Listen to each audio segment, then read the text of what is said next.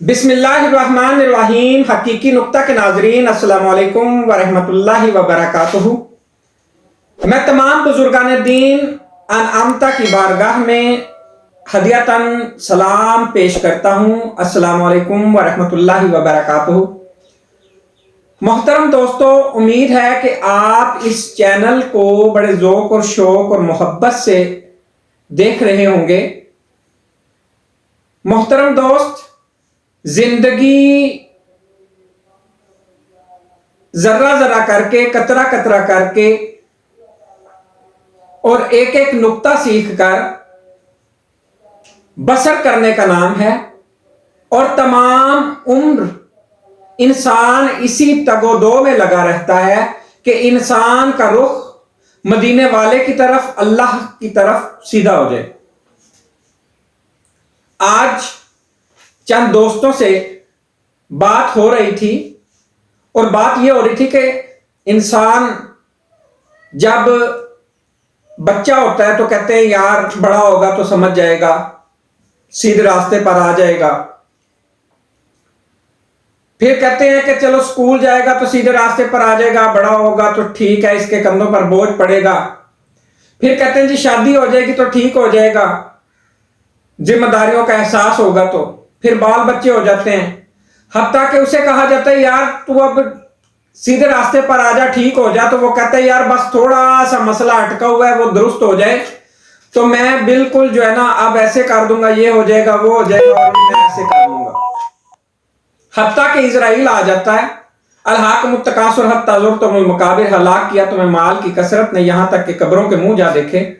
اور ایک بندہ قدموں کی طرف کھڑا ہو کے قبر میں کہہ رہا ہوتا ہے یار یہ اس کا ذرا تھوڑا سا اس کے کفن سے چہرہ باہر کرنا نا، اور اس کے چہرے کو تھوڑا سا مدینے کی طرف رخ موڑو، قبلہ کی طرف رخ موڑو،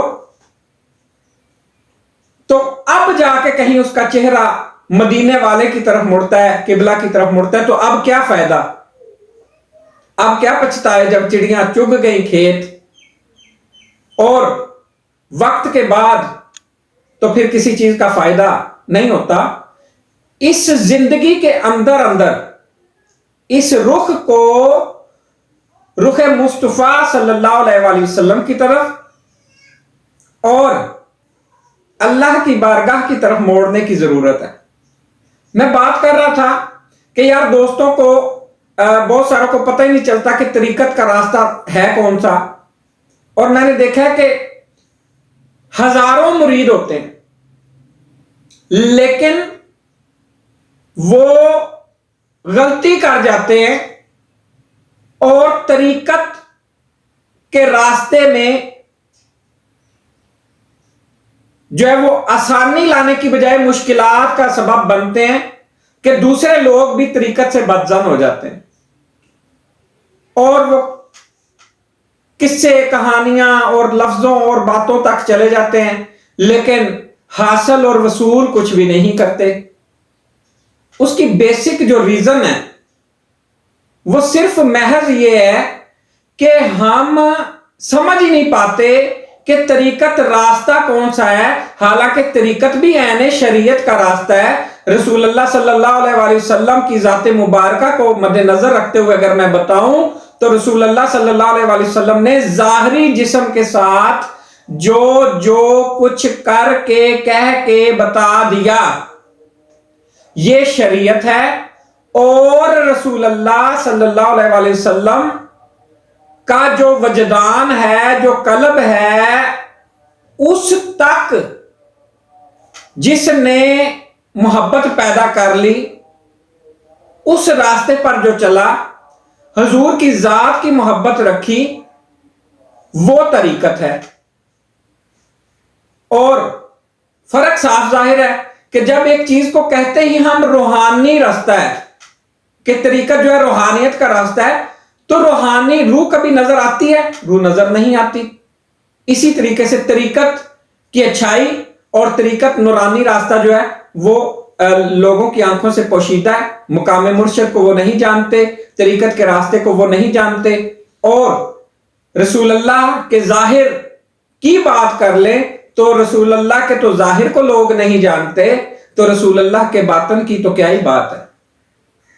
यहां से फिर बात निकली और चलते चलते असहाबे सुफ़ा तक चली गई कि ये वो असहाब कि जैसे ही रसूल अल्लाह सल्लल्लाहु अलैहि वसल्लम के रुख अनवर पर नजर पड़ती तो वो उनकी रूह खुशी से बाग बाग हो जाती और वो कहते कि बस या रसूल अल्लाह अब कोटा पूरा हो गया, हमारा जो कोटा था, हमारी जो तलब थी वो आप सल्लल्लाहु अलैहि वसल्लम की ज़ियारत थी।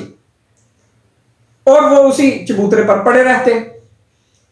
यहां से एक बात बताता चलूं कि ये देखें कि वो मन रानी फकत रा अल हक को अगर कोई समझा तो असहाबे सुफ़ा समझे कि जिन्हें पता चल गया कि रुखे मुस्तफा को देखकर दिल में इस सूरत को बिठाना ऐने शरीयत है और जाते बारी ताला का दीदार और महराज भी यही है। ये वो उस तक पहुंच गए। अब बात चली तो चली कि दुर्वेश कौन होता है।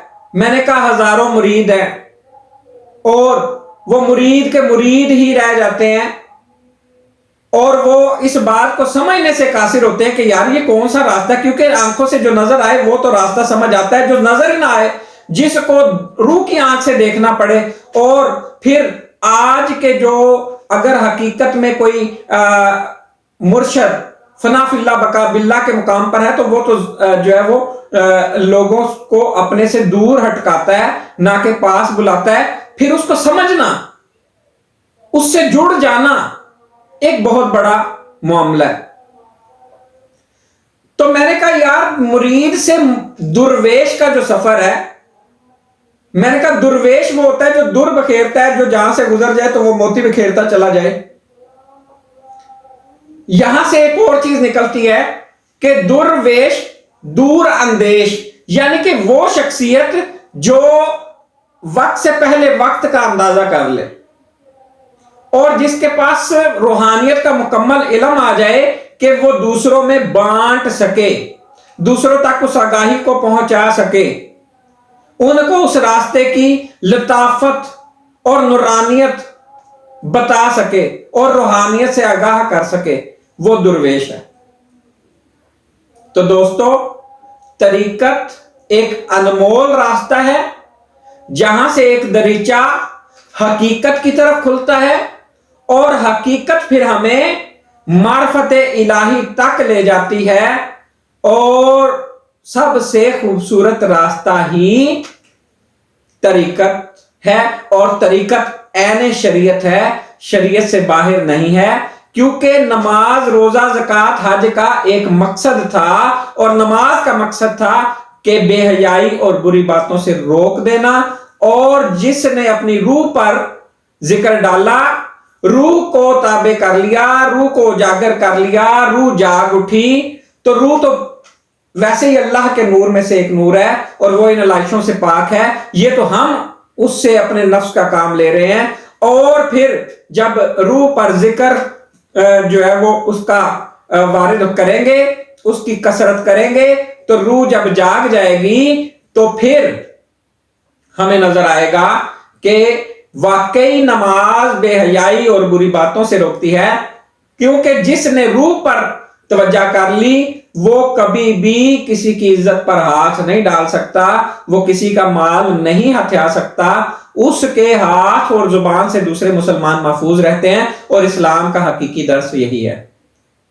दोस्तों, उम्मीद है ये गुफ्तगू आपको पसंद आई होगी और जो दोस्त रूहानी जिक्र लेना चाहते हैं वो मेरे व्हाट्सएप नंबर पर राब्ता कर सकते हैं और फिर मैं उन्हें तरीका बता दूंगा कि वो किस तरह से अप्रोच करके जिक्र हासिल कर सकते हैं। इसके साथ ही मैं इजाजत चाहूंगा।